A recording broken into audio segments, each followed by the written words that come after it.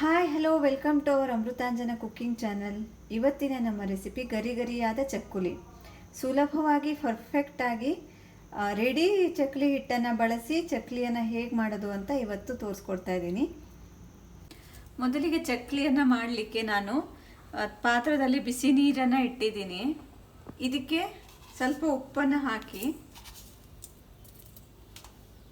ಮತ್ತು ಜೀರಿಗೆಯನ್ನು ಹಾಕಬೇಕು.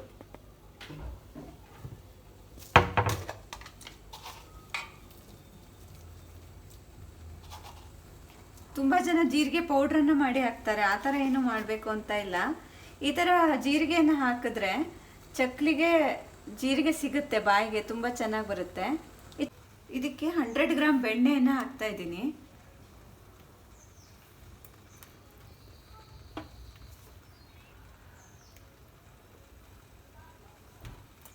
ಇವಾಗ ಚೆನ್ನಾಗಿ ಕುದೀಲಿ. ಇದು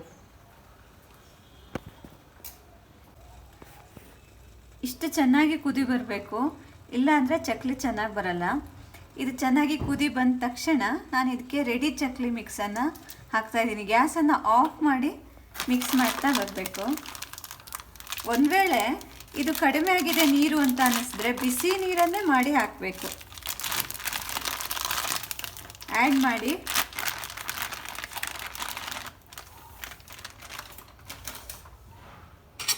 ಚೆನ್ನಾಗಿ ಮಿಕ್ಸ್ ಮಾಡ್ತಾ ಬನ್ನಿ.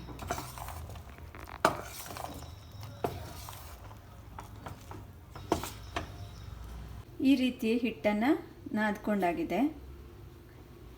ಚಕ್ಕಲಿ ಒರಳಿಗೆ ಇದನ್ನ ಚೆನ್ನಾಗಿ ನಾದ್ಕೊಂಡು ಹಾಕ್ಕೊಳ್ಬೇಕು. ಚೆನ್ನಾಗಿ ನಾದಿಲ್ಲ ಅಂದರೆ ಕಟ್ಟಾಗುತ್ತೆ ಚಕ್ಕಲಿ. ಚಕ್ಕಲಿಯನ್ನು ಇವಾಗ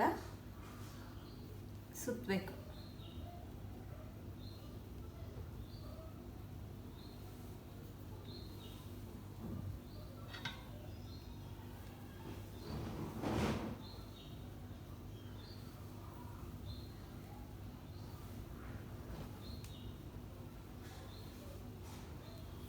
ಇದೇ ಥರ ಮಾಡ್ಕೋಬೇಕು.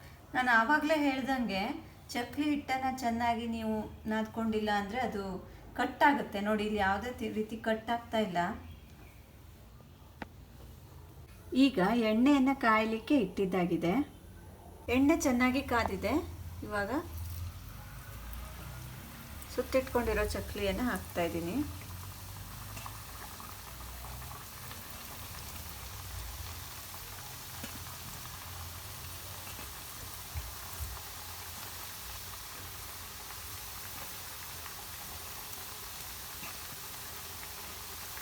ತುಂಬ ಕೆಂಪಗೆ ಆಗಬಾರ್ದು. ಇದು 2 ನಿಮಿಷ ಫ್ರೈ ಆಗಬೇಕು. ನೋಡಿ, ಚಕ್ಕಲಿ ಫ್ರೈ ಆಗಿದೆ. ನಮ್ಮ ಹಳ್ಳಿ ಕಡೆ ಈ ಸದ್ದು ಹೋದ ಮೇಲೆ ಚಕ್ಕಲಿ ಬೆಂದಿರುತ್ತೆ ಅಂತ ಹೇಳ್ತಾರೆ.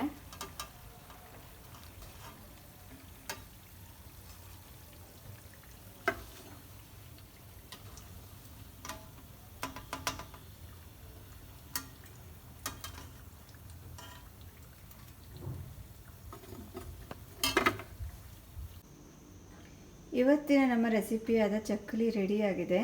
ತುಂಬ ಗರಿ ಗರಿಯಾಗಿ ಚೆನ್ನಾಗಿ ಬಂದಿದೆ. ಇಷ್ಟ ಆದರೆ ಲೈಕ್ ಮಾಡಿ, ಹಾಗೆ ನಮ್ಮ ಚಾನಲ್ನ ಸಬ್ಸ್ಕ್ರೈಬ್ ಮಾಡೋದನ್ನ ಮರಿಬೇಡಿ. Thank you.